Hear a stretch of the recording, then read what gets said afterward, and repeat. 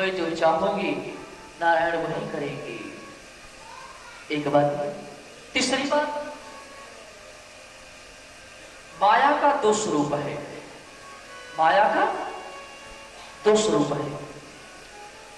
एक सत स्वरूप है, सत माया, एक तमोगुणी माया है। माया एक ही है, एक स्वरूप अलग है। जैसे काली जी एक है, कोई भद्र काली है, कोई शमशान काली है, कोई मशान, अनेक अनेक नाम है। बंगाल में आप जाकर के देखिए, तांत्रिक लोग अनेक तरह से अनेक काली की पूजा करते हैं। भगवान कृष्ण एक है, कोई द्वारिका के नाम से जाने जाते हैं, कोई रणछोड़ के नाम से जाने जाते हैं, कोई बांके बिहारी सरकार के नाम से जाने जाते हैं, लेकिन मेरी कन्हैया तो एक ही है ना। इसी तरह माया स्वरूपा मां भगवती लक्ष्मी एक ही है। अब सतों गुणी को देखती है तो सत बना करके चली जाती है, सद्बुद्धि के स्वरूप में चली जाती है। और तमो गुणी देखती है तो वहां पर माया रूपी बैर तोड़ तोड़ते गाया। इसमें बहुत सारा प्रपंच है। मेरे कहने का मतलब श्रीमद् भागवत महापुराण जो है, श्री यानी लक्ष्मी, लक्ष्मी जी स्वाभिमानी के साथ में सुशोभित है। भागवत भागवत इस भागवत भगवान की गाथा, भक्त भगवान की गाथा, ये भागवत है। आगे समझ में है सब कुछ। इसके बाद हो सकता है आपके पास में कुछ हो, मुझे दे दीजिएगा, आपको पता होगा तो, क्योंकि मुझे इस चीज को पता है, पूछेगा वही जिसके पास कुछ होगा। बोले भक्तवत्सल भगवान की। जिसे श्रवण कर मिट जाती है जन्म जन्म की कथा। और तालियां बजाते हुए सब लोग जय भागवत कथा, जय भागवत कथा, जय जय श्याम कथा, जय जय श्याम कथा, जय जय श्याम कथा, जय श्री श्याम कथा, जय श्री श्याम कथा, जय श्री श्याम कथा। जिसे श्रवण कर मिट जाती है, जिसे श्रवण कर मिट जाती है जन्म जन्म की कथा। जय जय राम कथा की जय जय श्याम कथा, जय जय श्याम कथा की जय जय श्याम कथा।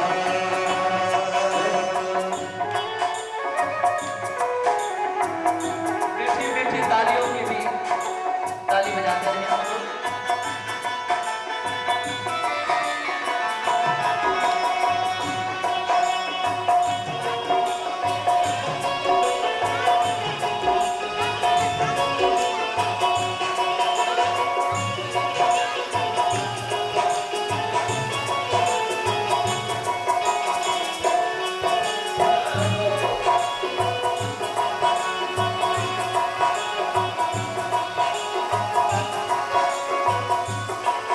आगे कहते हैं क्या?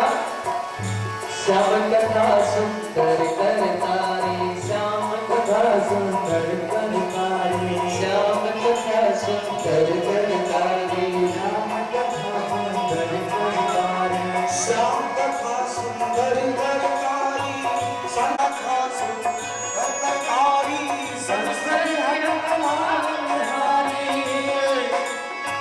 अच्छा सुनार तू भी अमर हो जाए,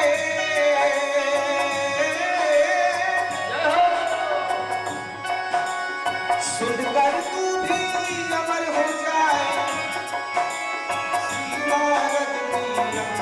जय जय श्याम कथा, जय श्री श्याम कथा, ओ जय जय श्याम कथा, ओ जय जय श्याम कथा, जय जय श्याम कथा, जय जय श्याम कथा, जय जय श्याम कथा, जय जय श्याम कथा, जय जय श्याम कथा, जय श्याम।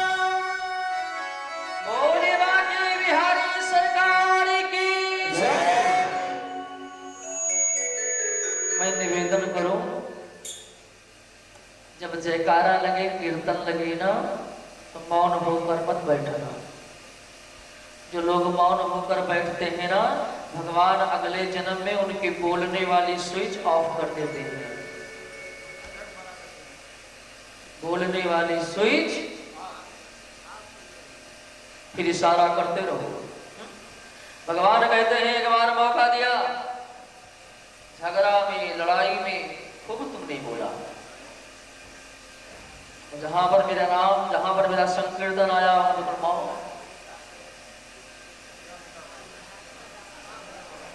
लगता है किसी ने जबरदस्ती। भगवान का नाम प्रेम से लेना चाहिए। प्रेम से हरि को भजो तो भव से बेड़ा पार है। प्रेम होना चाहिए।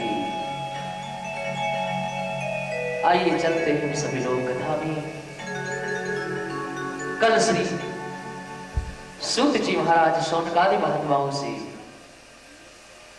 भाग, मैं किसी एक को इंकित नहीं कर रहा हूं, मैं सभी के लिए बोल रहा हूं, मैं अपने लिए भी बोल रहा हूं। मानव के अंदर भक्ति हमेशा ईवान ही रहती है। भक्ति हमेशा ईवान ही रहती है। जब भी कोई कार्य करेगा बड़ी प्रसन्नता से, लेकिन जो ज्ञान और वैराग्य है वो सुसुप्ति अवस्था को प्राप्त है। क्या करना है, क्या नहीं करना है, कैसे करें, ये सूझबूझ नहीं होता साहब। इस कथा से हमें आपको ज्ञान मिलता है। व्यास जी महाराज बतलाते हैं हम क्या करें क्या ना करें। ज्ञान वैराग्य जब हमारे ईमान होंगे तब भक्ति सही मार्ग पर चलेगी। और ईमान कब होंगे? सत्संग से ही ईमान होंगे। सत्संग से ना, मैंने कल कहा था, आज भी आपको मानस की इस चौपाई को याद कराऊं। तुलसी बाबा की बहुत सुंदर चौपाई, आप लोग भी गुनगुनाएं। बिनु सत्संग विवेक न होई, बिनु सत्संग विवेक न होई, बिनु सत्संग विवेक न होई। राम कृपा बिनु सुलभ न सोई, राम कृपा बिनु सुलभ न सोई। आगे तुलसीदास जी महाराज ने भी लिख दिया, सत्संग मिल गया तो होता क्या है? सठ सुधर ही सत्संगत पाई, सठ सुधरे हो, सठ सुधरे, सठ सुधरे सत्संगत पाई। पारस परस कुधात सुहाई, पारस परस कुधात सुहाई, परस कुधात सुहाई। तुलसीदास जी महाराज ने कहा बिन सत्संग के विवेक न होई। बिना सत्संग के, बिना कथा भागवत के विवेक यानी ज्ञान जागृत नहीं होगा। और जब ज्ञान नहीं जागृत होगा तो ज्ञान का छोटा भाई वैराग्य भी नहीं जागृत होगा, वो भी प्रादुर्भाव नहीं करेगा। और जो सत्संग करता है, जो भगवत की कथा को सुनता है, तुलसी बाबा ही कहते हैं कैसे बदल जाता है? जैसे कुधात यानी लोहा लोहा पारस मणि को स्पर्श कराते ही अपने रंग को छोड़ देता है, अपने स्वरूप को छोड़ देता है, अपने भाव को छोड़ देता है, दूसरे में परिवर्तन हो जाता है। किसमें? पारस का पत्थर लोहे में छुआया जाए तो क्या बन जाएगा? सोना। लोहा 60-70 रुपया किलो, बहुत ज्यादा 100 रुपया किलो मार्केट में। और जब पारस पाथर उसमें स्पर्श करा दिया जाए तो वही लोहा पहला अपना रंग बदला, काला से पीला हो गया, और जब रंग बदला तो नाम बदल गया। अभी तक लोहा था, अब सुवर्ण हो गया, सुवर्ण, सुंदर वर्ण का। और जब नाम बदल गया तो फिर भाव बदल गया, फिर तो 50-60 हजार रुपया का 10 ग्राम जाने लगा। यही सत्संग होता है। जीव जब तक सत्संग नहीं करता तब तक सुसुप्ति अवस्था में प्राप्त होता है, और जब किसी संत महापुरुष का प्रादुर्भाव होता है, सत्संग होता है, तो पुनः जागृति अवस्था में आ जाता है। सत्संग का अर्थ क्या होता है आप जानते हैं? सत्संग, सत्य को अलग किया जाए, संग को अलग किया जाए। सत्य कौन है मैंने कल बताया था। सत्य कौन है? सच्चिदानंद रूपाय विश्वोत्पत्त्याद हेतवे, जय सच्चिदानंद जगपावं अस्कहि चलो मनोजन सावं। आ गया समझ में सत्य कौन है? और मैं बता दूंगा। उमा कहो मैं अनुभव अपना, सत्य हरि भजन जगत सब सपना। सत्य यानी ईश्वर। सत्य का अर्थ ईश्वर है एक व्याकरण के सूत्र के अनुसार, और संग का अर्थ प्रीति।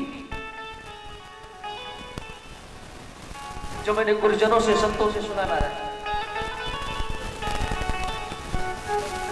संग का अर्थ प्रीति। ईश्वर के चरणों में प्रेम करना, ईश्वर से प्रीति करना ही सत्य संग है। भक्ति कितनी प्रकार की होती है?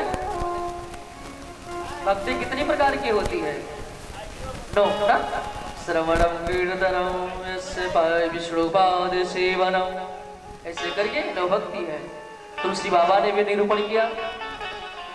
भगवान श्री राम मां शबरी के सामने कहते हैं, प्रथम भगति संतन कर संगा, प्रथम भगति संतन कर संगा, दूसर रति मम कथा प्रसंगा, दूसर रति मम कथा प्रसंगा, गुरुपद पंकज सेवा तीसर भगति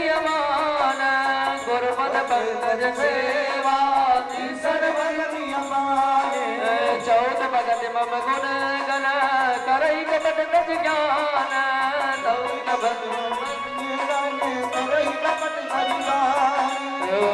पंचम भगति सुवेद प्रकाशा, पंचम भगति।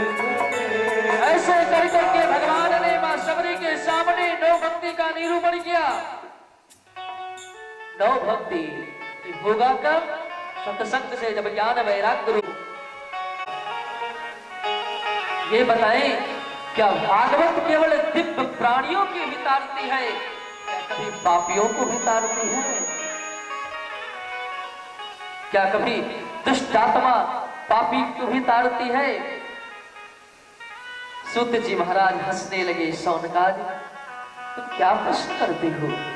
अरे पापी क्या, पापी तो जीवित रहता है, यदि जिसकी मृत्यु हो जाए तो बहुत पाप ही पाप किया हो, यदि उसके निमित्त भागवत कर दिया जाए तो वो भी तर जाता है। शौनकादि महात्माओं ने कहा, प्रभु क्या ऐसी कोई घटना है मुझे आप बता सकते हैं? तो कहा हाँ मैं सुनाता हूँ, एक बहुत सुंदर इतिहास है, सो सुनो। अत्र ते कीर्तिर्यस्याम इतिहासं पुरातनम् यस्य श्रवणमात्रेण पापहानि प्रजा। सुनो, बहुत समय की बात है। तुंगभद्रा नदी के तट पर एक आत्मदेव नामक एक ब्राह्मण रहते थे। वो ब्राह्मण गृहस्थ थे। वो और उनकी श्रीमती, उनकी भार्या जी, ये दोनों रहते थे। उनके घर में कोई संतान नहीं था, कोई भी संतान नहीं। मेरे भाई बहन, एक मैं प्रार्थना करूं आप लोग से हाथ जोड़ करके, किसी की संतान होना या ना होना ये ईश्वर की देन है, लेकिन यदि किसी के संतान ना होना उसके प्रारब्ध बस, तो उसका भूल कर भी कभी ताना कभी मत मारना, कभी उसको ताना, उसको खरी खोल के नहीं सुनाना चाहिए। तुम्हारे पास संतान है। दशरथ, उनके भी कोई संतान नहीं थी, उनको भी खरी खोटी कहा गया। मरने के लिए उद्यत हो गए। वो तो सत्संग किया था कि गुरु के चरण पे चले गए। और श्रीमद् भागवत महापुराण के आत्मदेव लगभग उम्र 50-55 वर्ष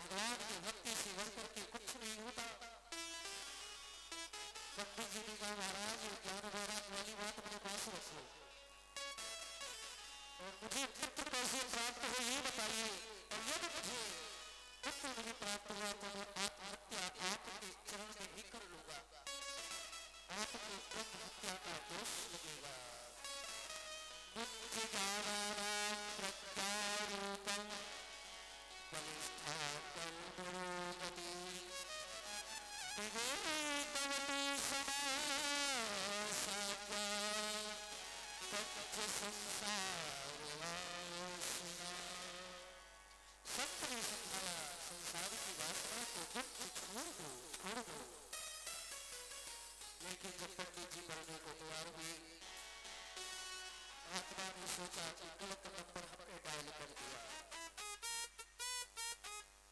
मैंने सोचा था कि भगवान की भक्ति के लिए कुछ मार्ग पूछेगा, यहाँ तो कुछ दूसरी बाधा है, दूसरा ही रोग है। महात्मा ने सोचा मैं क्या कर सकता हूँ, लेकिन मैं जहाँ तक देख रहा हूँ कि तुम्हारे भाग्य में अगले 7 जन्म तक कोई संसार नहीं है, मत रो जाओ। महाराज और रोने लगे। महाराज मैं 7 जन्म नहीं जानता, इस जन्म की।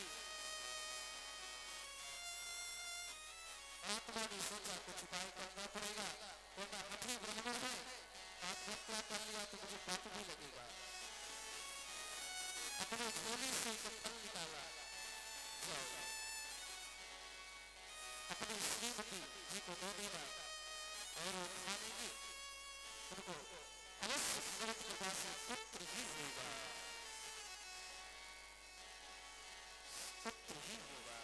ये सुनकर के ब्राह्मणों के जो रो रहे थे, नृत्य करने लगे, नाचने लगे। महाराज मेरे तो भाग्य में हो गए, आज जैसे संत ने मुझे दिव्य प्रसाद दिया, आज तो मेरे भाग्य में हो गए। जय हो महाराज, बता दीजिए नेत्र क्या करना है। महात्मा ने बताया इस प्रसादी को ग्रहण करें, भगवान का भजन करें, भगवान का पूजन करें, पाठ करें, उस व्रत रखें, ये संयम से रखें, बस यही करना। अच्छा देखिए, संत जो चाहे सो कर सकते हैं। मुझे एक दृष्टांत याद आता है। एक बार नारद जी महाराज मृत्यलोक में यात्रा कर रहे थे। जैसे संत होते हैं ना, रखते घूमते रहते हैं, हमारे भारत जी को घूमते हैं। तो नारद जी महाराज एक गृहस्थ के यहाँ पहुंचे, कोई संतान न थी उनके। नारद जी का स्वागत किया, चरण बदल करके चरणामृत लिया, पूजन किया। दो बार के हाथ जोड़ करके महाराज मुझे कोई संतान नहीं है, कृपा कर देते तो आपकी कृपा से मुझे एक कोई पुत्र प्राप्त हो जाता जो कुल दीपक होता। नारद ने कहा देखो मैं तो बुझाता हूँ नहीं, लेकिन मैं ब्रह्म रुक जाऊंगा, विधाता किसी सृष्टि को आपको बता दूंगा कि आपको पुत्र संतान होना मेरे ऊपर छोड़ दो।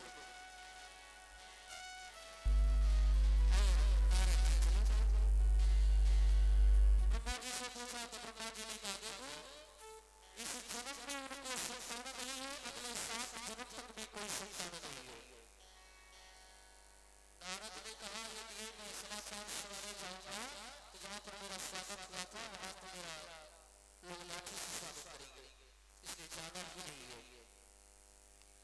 कुछ दिन व्यतीत हुआ, रमते रात 4 संत आ गए। चारों ने आवाज लगाई, भिक्षावंदे भिक्षावंदे। दोनों दांत निकले घर से, महाराज मैं बहुत गरीब हूँ, संतों ने कहा मैं बहुत भूखा हूँ, आप तुम्हें जो चाहिए उसे मांग लो। दोनों ने सोचा अच्छा मौका है। दोनों गृहस्थ पुरुषों ने कहा महाराज मुझे कोई संतान नहीं है, मुझे कोई संतान प्रदान करा दीजिए प्रभु कृपा से।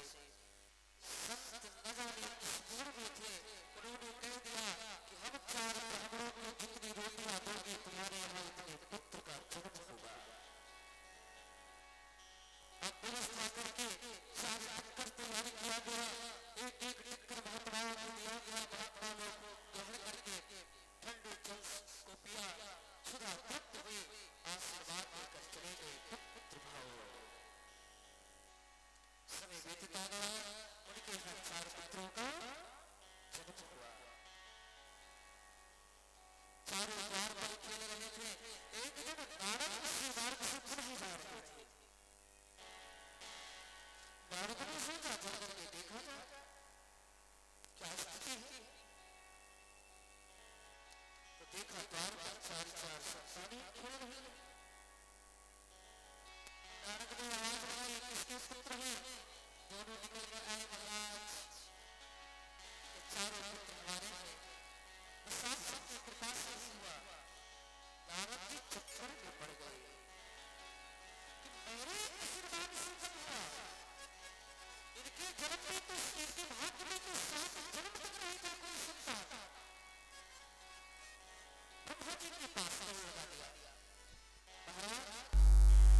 तुम्हारी तो सुनी ही रहती अदालत तुम्हारी, कृपा की ना होती जो आदत तुम्हारी। संत इतने कृपालु होते हैं कि अपने भाग्य से भी कुछ भी दे दे। चलो कृपा की ना होती जो आदत तुम्हारी, कृपा की ना होती आदत तुम्हारी, तो सोई ही रहती अदालत तुम्हारी, तो सोई ही रहती अदालत तुम्हारी, कृपा की ना होती जो आदत तुम्हारी, कृपा की होती जो आदत तुम्हारी। जय हो।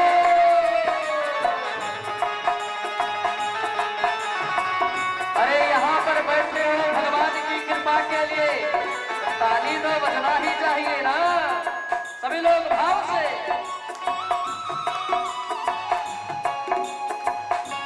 जय हो।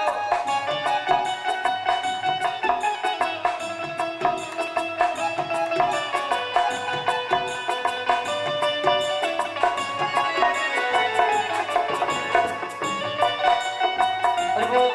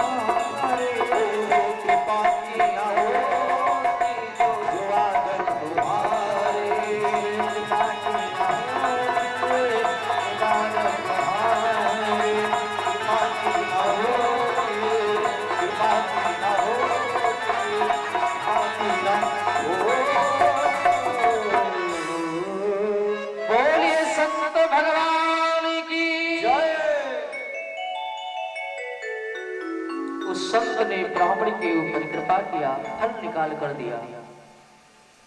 ब्राह्मण देवता लेकर चले गए, ब्राह्मणी को दिया। देवी, मैं एक फल लेकर के आया हूं, इसको तुम ग्रहण करोगी, तुमको सुयोग सुंदर संतान होगा, पुत्र होगा। इसको क्षणम भक्षणम, शीघ्र इसका भक्षण करो। नुदली ने कहा, भगवान मैं इसको खा लूं, पहले स्नान कर लूं, पूजा कर लूं। आत्मदेव जी महाराज अपने कार्य में चले गए। अब धुंधली अपने मन में सोचने लगी कि लगता है कहीं से जादू टोना करा कर लाए हैं, किसी बाबा के चक्कर में पड़ गए। और मैंने सुना है कि बाबाओं के जादू टोना में बड़ा ताकत होता है। एक फल, एक प्रसाद महाराज वशिष्ठ ने दिया था महाराज कश्यप को, उसके जरिए 4 संतान हुआ। और कहीं चारों मेरे उदर में पड़ने लगा तो क्या होगा? ना बाबा ना। और मैंने सुना है, दुदली अपने मन में विचार करती है कि मैंने सुना है कि भगवान सुखदेव अपनी मां के गर्भ में 12 वर्ष रह गए। और कहीं ये मेरा बेटा 2-4 साल रह गया तो मैं जय जय सियाराम हो जाऊंगा। फल मुझे खाना नहीं है। इतने में इसकी एक पड़ोसन आ गई। कहा, बहना क्या सोच रही हो? नंदली ने बताया कि मेरे पति देव मुझे फल ला कर दिए हैं, कहा तुझे संतान होगा। उस पड़ोसन ने कहा, बहना तेरे भाग्य जग गई, तुम इसको खा लो। और मुझे विश्वास है इस संत के आशीर्वाद से, भगवत कृपा से तुझे सुंदर पुत्र होगा। वो कहने लगी, बहना मैंने सुना है कि जो माताएं गर्भ अवस्था को प्राप्त होती हैं उनका पेट बहुत बड़ा हो जाता है, भोजन कम हो जाता है, तो मैं कम खा पाऊंगी, और कम खा पाऊंगी तो मैं कमजोर हो जाऊंगी। तो आज पूरे गांव में मेरे नाम का डंका बजता है, लोग मुझसे दबे रहते हैं, जिसको देखो झगड़ा में पछाड़ देती हो तो लोग मुझसे लड़ने लगेंगे। दूसरी बात, कहीं आग लग गई, भूकंप आ गया तो सब लोग भाग जाएंगे और मैं भाग नहीं पाऊंगी, मेरी तो मौत हो जाएगी। और बहना मैंने सुना है कि जन्म के समय बालक और माता को बहुत कष्ट होता है, जन्मत मरत दुसह दुख होई, माताओं का नया जीवन होता है। बहना ये मुझे नहीं खाना है। वो पड़ोसन समझा करके चली गई, तू जाने तेरा काम जाने, अब तो मैं जा रही हूं। पड़ोसन गई, कुछ समय बाद उसकी छोटी बहन आ गई और बहन के पास 6 पुत्र पहले थे, 7वां उसके पेट में पल रहा था। पूरी बात बताई, बहना ऐसी ऐसी बात है, मेरे पति देव फल ला कर दिए हैं, यदि मैं खा ली तो मैं दुर्बल हो जाऊंगी, मेरे यहाँ कोई सेवा करने वाला नहीं, ननद को बुलाऊंगी तो बड़ी छुट्टी होती है, मेरी सब धन दौलत चुरा लेकर चली जाएगी। असमंजस ही असमंजस। उसकी छोटी बहन ने कहा, पागल हो क्या? जो मेरा वो तेरा, जो तेरा वो मेरा। मेरे पास 6 पुत्र हैं, 7वां मेरे उदर में पड़ रहा है, विश्वास नहीं जा, जो मेरे उदर में है मैंने तुझको दिया आज से, इसके बदले मेरे पति को थोड़ा बड़ा धन दे देना, वो मान जाएंगे। ठीक है बहना, मैं ऐसा ही करूंगी। बोले ठीक है। ये फल मैं क्या करूं? अरे फल खाने से किसी को संतान थोड़ी होता है। अच्छा नहीं विश्वास है, तेरी गैया ने कभी बच्चा नहीं दिया, उसको खिला दे। देखो बाबा के मंत्र में कितना ताकत है। धुंधली ने जाकर के उस फल को गायों को खिला दिया और स्वयं अपने को आभास कराने लगी कि मुझे गर्भ मेरे पेट में पल रहा है। अब तो पंडित जी बड़े खुश हो गए, मेरे यहाँ भगवत कृपा से मेरे यहाँ कोई संतान आ रहा है। लोग मुझे क्या क्या कहते थे, मेरे यहाँ भगवान की कृपा से पुत्र हुआ तो मैं लोगों से पूछूंगा कि अब तुम्हारी बोलती बंद क्यों हो गई। देखा मेरे परमात्मा ने, मेरे भगवान ने मुझे दिया देर से, लेकिन मुझे पुत्र दिया। मैं पूछूंगा। जो सोच रहे थे दिन व्यतीत हुआ और उसके छोटी बहन को पुत्र हुआ, लाकर अपना पुत्र दे दिया और पंडित जी को बताया, बधाई हो पंडित जी, तुम पिता बन गए, मैं मां बन गई, तुम्हें बेटा हुआ। पंडित जी लोगों को बुला करके बहुत सुंदर सुंदर भोजन कराया, दक्षिणा दिया, वस्त्र दिया, सोना चांदी दिया, बहुत खुश हो गए। 3 महीने बाद गऊ ने भी एक संतान को जन्म दिया। बिल्कुल बालक है, मनुष्य की तरह, लेकिन उसके कान गऊ की तरह है। अरे लोग और बधाई देने लगे, महाराज की जय हो, आत्मदेव महाराज की जय जयकार हो। कहा कोई संतान नहीं थी, पहले तो भगवान ने इनके धर्मपत्नी को पुत्र दिया, अब तो गऊ को भी पुत्र दिया, इनके 2 बेटे हो गए। समस्त जात कर्म संस्कार किया। इसके बाद में नामकरण संस्कार आता है। 16 संस्कार होता है ना हमारे वैदिक सनातन धर्म में। 16 संस्कार गर्भाधान से लेकर के मरण उपरांत तक जितने होते हैं 16 संस्कार के अंतर्गत में ही आते हैं। अब तो केवल 2-4 संस्कार रह गए, बाकी सब संस्कार लुप्त हो गए। लेकिन प्राचीन काल में हर संस्कार ब्राह्मण के द्वारा विधिवत कराया जाता था। जात कर्म संस्कार हुआ, नामकरण संस्कार। जिसका कान गोकर्ण की तरह है उसका तो महाराज आत्मदेव ने नाम रखा गोकर्ण। गौ की जैसा कान है ना, बोलिए गोकर्ण जी महाराज की जय। गोकर्ण नाम रखा। गोकर्ण का अर्थ होता है सत्य असत्य विवेचनी बुद्धि पांडा सा यस्सा सा जाता सा पंडिता, यानी गौकर्ण पंडित,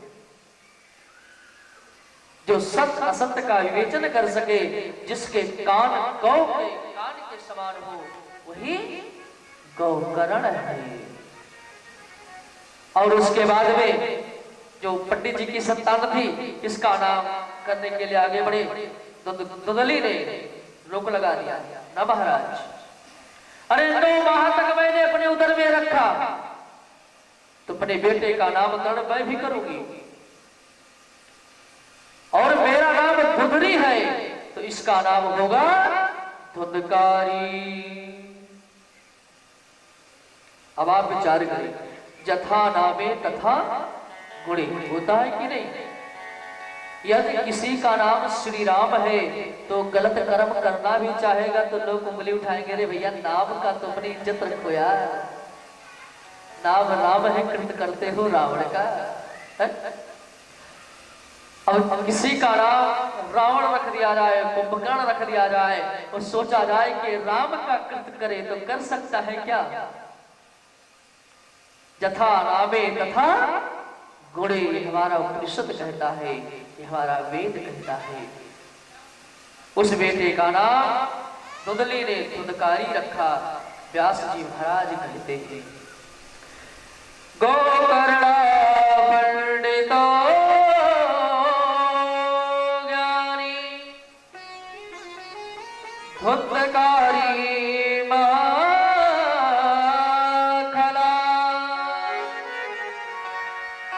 कियत कालेन तो जातो तरुणो तनया विभो। अब दोनों भाई धीरे धीरे तरुण होने लगे, युवा होने लगे।